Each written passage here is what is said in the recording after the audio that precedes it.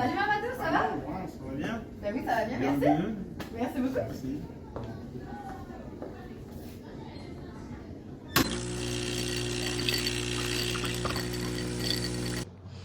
Bonjour à tous, bienvenue à la pause café de l'ASDUL. La pause café de l'ASDUL est une nouvelle initiative qui est développée par donc l'ASDUL, qui est l'Association des études au cycle supérieur en droit de l'Université Laval. Je suis la vice-présidente aux affaires académiques Eugénie Laurence Safar-Draheni et je suis aujourd'hui accompagnée de Mamadou Aliou Cissé, qui est notre président. Bonjour Mamadou. Bonjour Laurence, ça va bien? Ça va très bien et toi? Oui, ça va. Je suis ravie de te recevoir aujourd'hui pour notre tout premier épisode. Juste avant, quelques petits mots. Donc, c'est une nouvelle initiative, la pause café de l'ASDUL, qui est en fait l'objectif, c'est de discuter avec différentes personnes de la faculté de droit, que ce soit des étudiants, des membres de l'administration ou même des professeurs, en fait, pour discuter des enjeux relatifs à la réussite académique des étudiants au cycle supérieur en droit. Et aujourd'hui, je reçois donc Mamadou pour parler des stratégies de réussite à la maîtrise et au doctorat à l'Université Laval. Et nous sommes dans le nouveau local aussi de l'ASDUL, important de le mentionner. Donc, on est au Deconinck, au pavillon 0453, qui sera bientôt disponible accessible pour les étudiants et les membres de l'exécutif y feront des permanences. Donc, restez à l'affût de nos communications et on vous communiquera dans de très brefs délais toutes les informations relatives là, à l'accès au local. Salut Mamadou. Allô, Laurence, ça va bien? Ça va très bien. Ouais. J'ai dit que tu étais président de l'ASDUL, mais j'aimerais que tu te présentes un petit peu pour notre auditoire.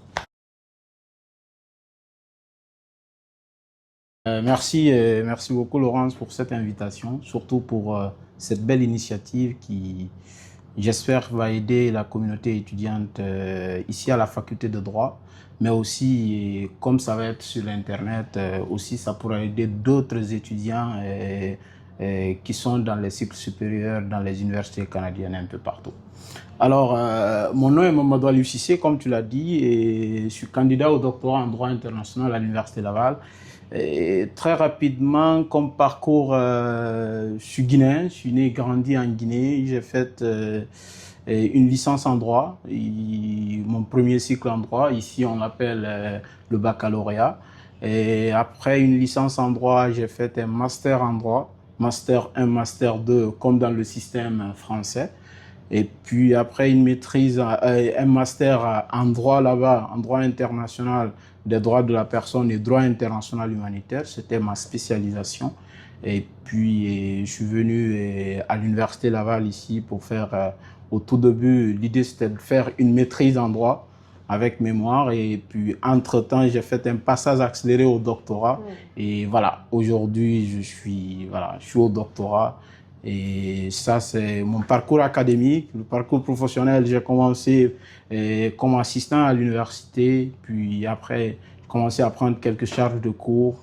Et puis, j'ai même été chef de département droit dans une université privée en Guinée.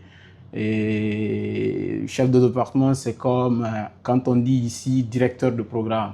J'ai dirigé le programme de droit de l'université Barack Obama de Guinée pendant 3 ans, de 2017 à 2020, l'année à laquelle j'ai fait mon voyage pour le Canada. Puis voilà, et ça c'est mon parcours professionnel. Puis jusqu'à présent, toujours je continue avec des enseignements. Actuellement, je suis chargé de cours de droit international public à l'Institution supérieure de formation à distance.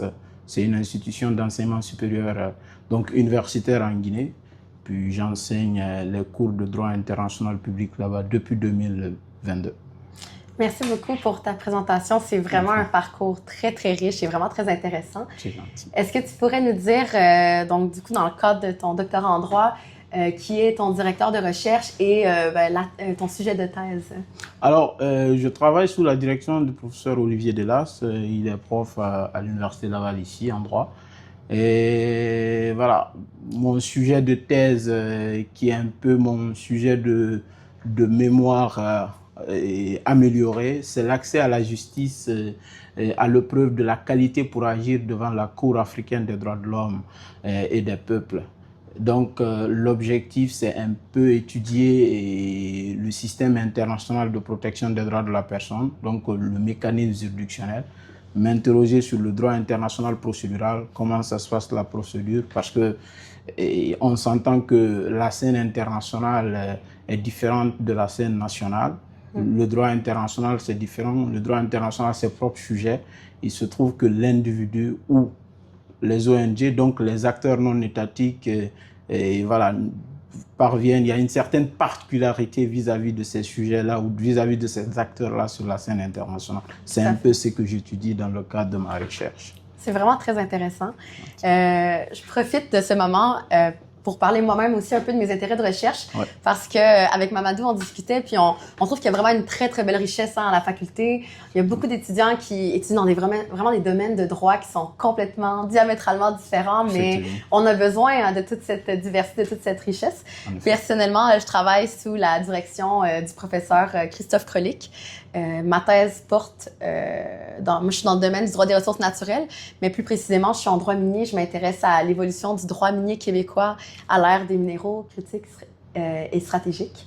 Et pour faire une brève introduction moi-même sur mon parcours, donc je suis tout récemment avocate doctorante en droit. Je suis en 2e année de thèse. Je ne sais pas si tu avais mentionné en quelle année de thèse tu étais. Là, je commence ma 4e année de thèse. 4e année, donc. En pleine rédaction. Super, en pleine rédaction. Moi, je ne suis pas encore en rédaction, seulement ma 2e année. J'ai fait ma maîtrise en droit international et transnational ici à l'Université Laval en bidiplôme avec l'Université de Bordeaux. Et j'ai fait mon baccalauréat en droit civil ici aussi à l'Université Laval. Je suis ce qu'on appelle un produit Laval. Exactement. Donc voilà, mais donc aujourd'hui, on a la chance de travailler ensemble à l'ASDUL. On est des collègues, mais tu as aussi une très, très belle implication. Donc le centre de soutien. Tu es mentor au centre de soutien depuis un moment déjà, depuis quelle année? Depuis 2022. Depuis 2022. On pourrait presque dire que tu es un doyen du centre de soutien.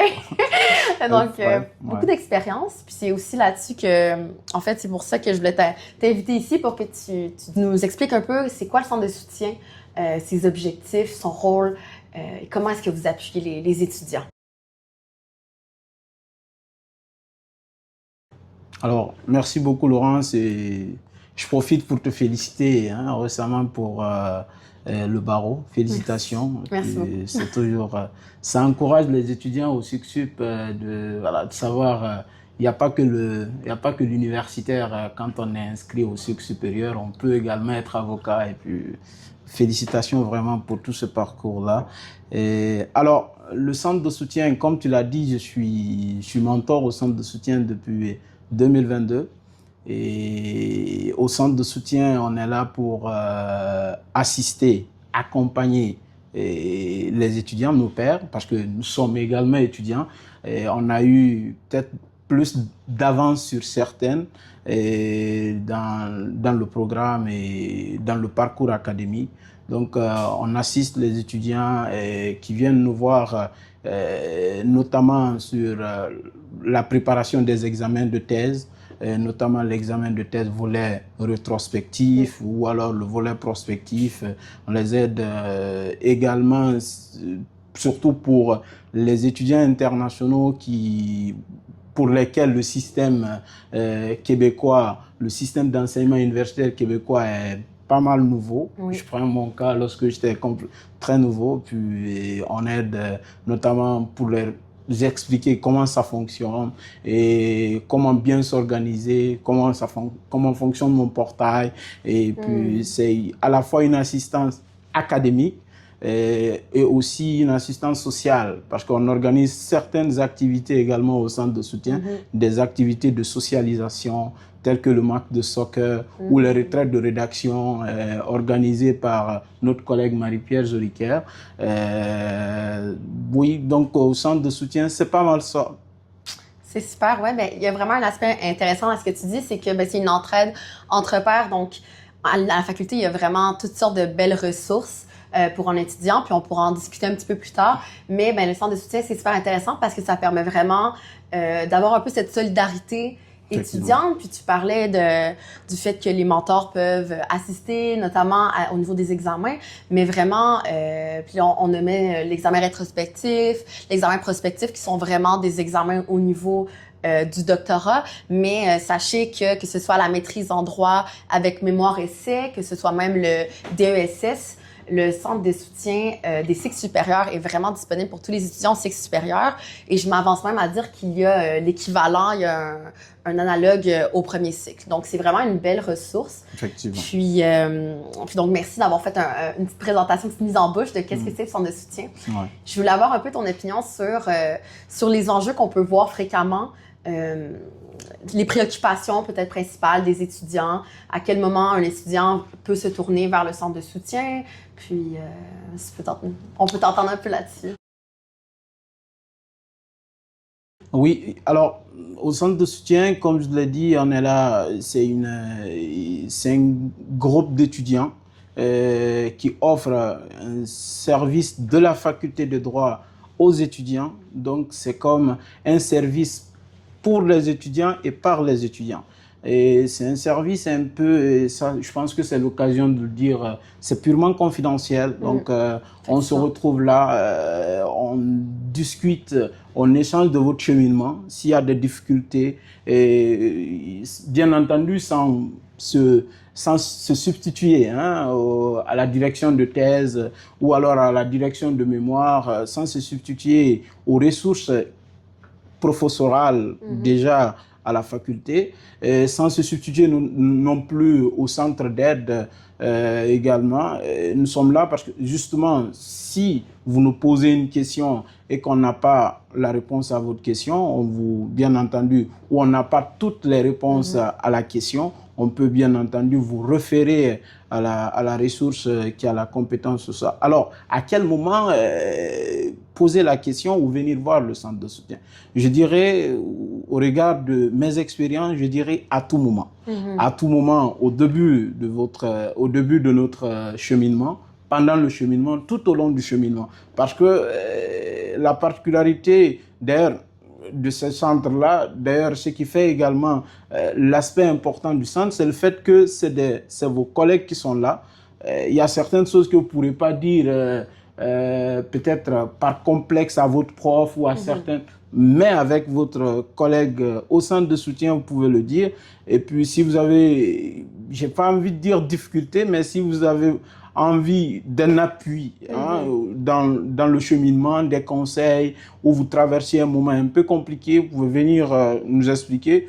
Si on ne peut pas répondre à cette question, on vous réfère à la bonne ressource à la faculté ou même à l'université, parce que assez souvent pour les étudiants internationaux comme moi, il y a des enjeux d'immigration. Il se trouve parfois que certains étudiants traversent ces enjeux-là et s'ils viennent nous voir, on peut leur faire un retour sur notre expérience. Je ne sais pas si j'ai répondu à toutes les questions. Oui, assurément, merci. Puis même, tu as donné vraiment beaucoup d'éléments très intéressants. Tu parles vraiment aussi du fait qu'on peut référer à la meilleure ressource. Je pense que c'est un élément très, très important qui est au centre aussi de l'accompagnement que les étudiants du centre de soutien offrent.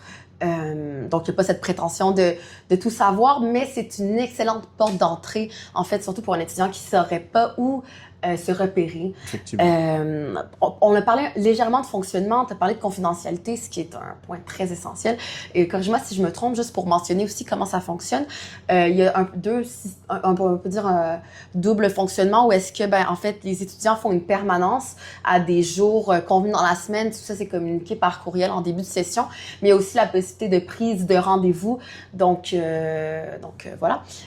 Petite mention. Alors, où est-ce qu'on peut voir les mentors au centre de soutien? Je dirais il y a 2 moyens. Le premier moyen, c'est aller sur le site, si vous tapez sur un moniteur de recherche centre de soutien au cycle supérieur en droit, vous allez tomber sur le centre à la réussite de la faculté et puis vous aurez l'onglet cycle supérieur, vous pouvez voir nos compétences ou notre mission qui est succinctement résumée là, et aussi la liste des mentors. Comme mentor, il y a moi-même, nous avons également Serena et il y a Patient également, donc nous sommes pour le moment 3 mentors Et ces 3 mentors-là sont présents au local 2409 de la faculté de droit, donc au pavillon des Connect.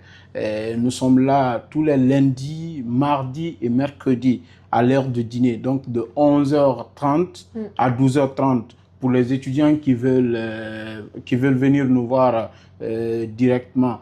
Ou alors, on peut toujours nous écrire sur, on a notre boîte courriel, Sucre Supérieur, Centre de soutien Sucre Supérieur en droit. Et puis, si vous voulez prendre rendez-vous avec nous, ou voilà, on pourrait céduler un rendez-vous, puis dans la semaine, en soirée, en présentiel ou à distance, on peut toujours se retrouver pour échanger éventuellement sur vos problématiques. Merci beaucoup de nous avoir éclairé un peu sur le fonctionnement. Comment est-ce qu'on prend un rendez-vous avec le centre de soutien? Comment est-ce qu'on prend contact avec vous? Je me permets de changer de sujet parce que c'est quelque chose qui t'a touché dans une de tes interventions tout à l'heure et j'aimerais qu'on revienne là-dessus. Tu parlais des enjeux qui étaient propres aux étudiants qui venaient de l'étranger, les étudiants internationaux. Et donc, en fait, est-ce que tu pourrais nous parler un petit peu plus là, de ces différents enjeux qui peuvent survenir quand on arrive à Québec, à l'Université Laval? Donc voilà. Et je pense que sur ces enjeux-là, on peut passer toute la soirée sur ça, mais je vais essayer d'être bref et de donner des réponses qui pourraient satisfaire à l'auditoire. Donc, le premier élément, c'est l'adaptation.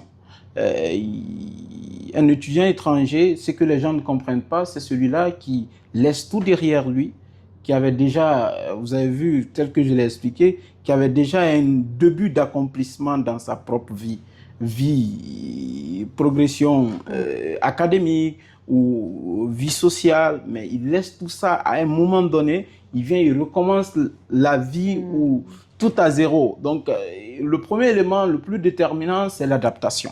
L'adaptation au système d'enseignement, l'adaptation à la vie, à la société québécoise parce que, comme vous le savez, moi dans mon cas, je viens de la Guinée, la société guinéenne est très très différente de la société québécoise et aussi le système académique c'est très très différent. Donc un étudiant qui vient au tout début, il doit s'adapter à l'environnement académique. Moi dans mon université d'origine, c'est pas moi qui choisis des cours. Ça, c'est un premier élément qui choque tout de suite un étudiant international. Quand il vient, l'étudiant, il se demande, il faut aller sur le portail, il faut aller choisir ses cours. Lui n'est pas le chef de département, je vous le dis par expérience parce que j'ai fait ça pendant 3 années de ma vie. Et le chef de département, au tout début des sessions, nous, c'est pas des sessions comme ici, en fonction, comme ici, nous, c'est des trimestres. Donc, il y a 2 trimestres dans l'année universitaire et en début de trimestre, le chef de département programme les différents cours. Donc, les étudiants viennent suivre les différents cours. C'est pas à dire, vous avez la possibilité de vous inscrire à beaucoup de cours et vous partez sur un portail. Ici, c'est très à la carte, en fait. Exactement. Tu choisis un peu ton parcours. Tu peux aussi déroger du parcours classique. Donc, si on a un parcours en 3 ans, on peut le faire en 4 ans, 5 ans, 6 ans. Ad vitam aeternam. Exactement. Donc, oui, c'est ça le premier défi. Donc, l'étudiant international doit comprendre ce premier changement-là, s'adapter à ce premier changement-là. Deuxièmement, c'est le système d'enseignement. Le système d'enseignement, nous, bien sûr, beaucoup d'universités, notamment africaines, ont immigré sur le système LMD. Et le système basé sur l'enseignement, la licence, le master et le doctorat, où l'enseignant ce n'est plus le système classique. L'enseignement ne donne pas tout à l'étudiant, mais c'est comme s'il y a une période de transition. Donc, pour le moment, les étudiants internationaux ne peuvent pas, voilà, c'est pas, dans nos systèmes encore, l'enseignant donne beaucoup de choses à l'étudiant. Mais ici, vous venez, vous comprenez que le prof, c'est celui-là qui vous donne des outils pour votre propre réussite. Mais votre réussite dépend de vous. Donc, ce qui est un peu différent. Ouais, surtout au cycle supérieur, où est-ce que le degré d'autonomie attendu de l'étudiant est beaucoup plus grand. Exactement. Exactement. Donc, pour cela, je dirais que l'adaptation, adaptation-là est très importante. L'autre élément aussi qui est dangereux, c'est un peu la question, j'ai envie de dire, la question des défis financiers. Parce que il faut comprendre également que ce sont pas les mêmes pays, donc le niveau de développement est différent. Je peux dire, des millions là-bas peuvent être simplement des centaines de dollars ici, c'est qu'il y a aussi une grande différence. On peut avoir beaucoup de moins par là-bas et être un peu en difficulté par-ci. Donc, j'ai envie de dire, c'est difficultés financières. L'étudiant international est beaucoup confronté à ça.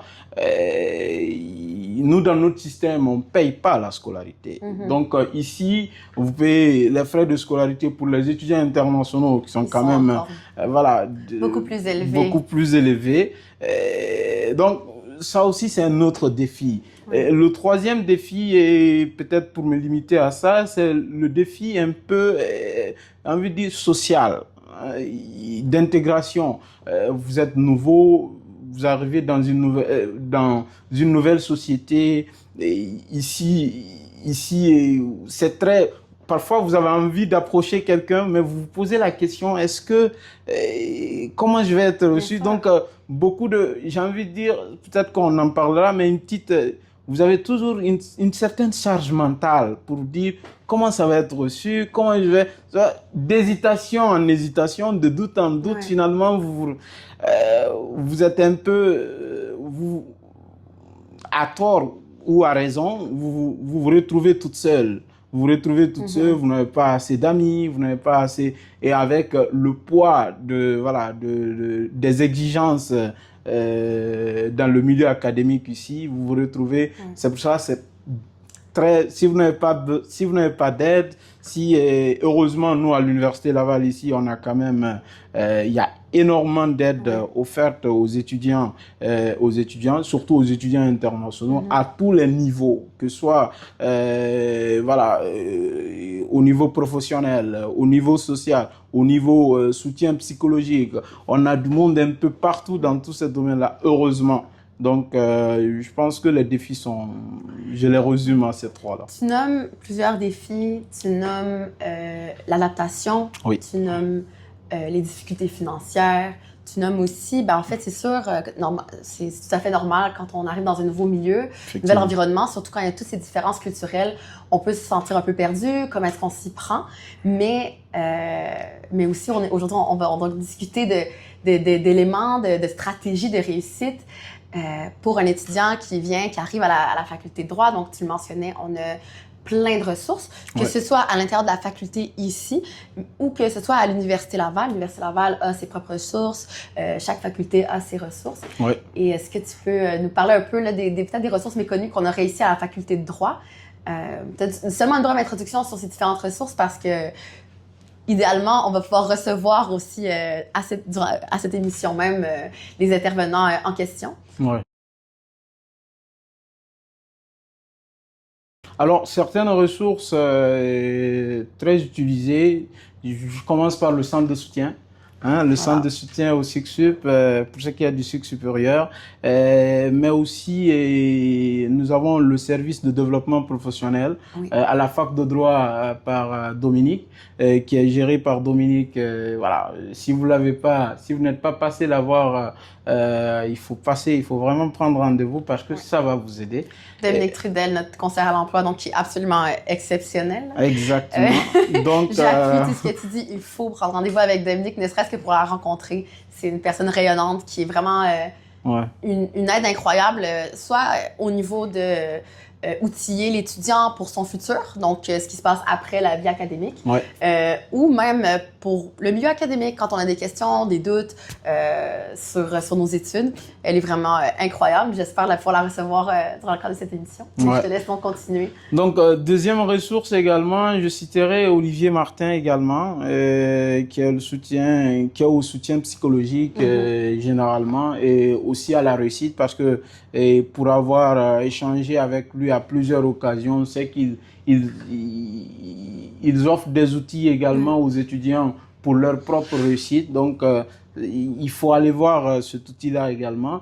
Et aussi et surtout, la gestion des études. Hein. Toute l'équipe de la gestion des études, c'est qu'ils font un travail incroyable. Oui. Donc, il faut souvent, quand on est dans le doute, n'hésitez pas à aller voir le centre de soutien, vos pairs qui peuvent vous dire où aller, ou alors surtout et toujours d'ailleurs, il faut écrire à la gestion des études qui a un service d'aide incroyable.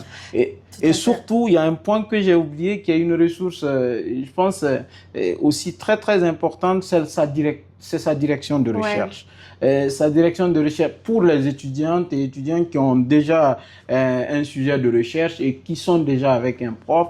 Et je pense que la direction il faut entretenir cette bonne relation avec son directeur ou sa directrice de recherche. Je pense que ça aussi, c'est un élément qui pourrait bien entendu aider, surtout dans le cheminement. Je veux marteler un point que tu as mentionné, c'est la question en fait, la gestion des études. Il est primordial en fait que vous compreniez votre parcours. Il n'y a pas de raison de se sentir qu'on dérange qui que ce soit réellement. Là. Moi, je ne sais pas combien de fois jusqu'à présent dans mon parcours, je les ai contactés avec des questions. Ils répondent très rapidement. Comme tu l'as mentionné, ils font un travail remarquable. Puis le service, il est là pour vous en fait. Donc, ça vaut vraiment la peine de leur poser toutes les questions que vous pourriez avoir parce que c'est important, c'est votre réussite finalement dont il est question. Effectivement. Et donc, mais on oublie une ressource, je souriais parce que ça me tentait, je me demandais si tu allais le dire, mais l'ASDUL, effectivement. l'ASDUL, donc l'association des études supérieures, des études au cycle supérieur en droit de l'Université Laval. Une ressource très importante. On est là, nous, on crée En fait, le rôle de l'ASDUL en tant qu'association étudiante, c'est de créer des événements de tout type. On a des événements académiques, des événements professionnels, des événements purement sociaux.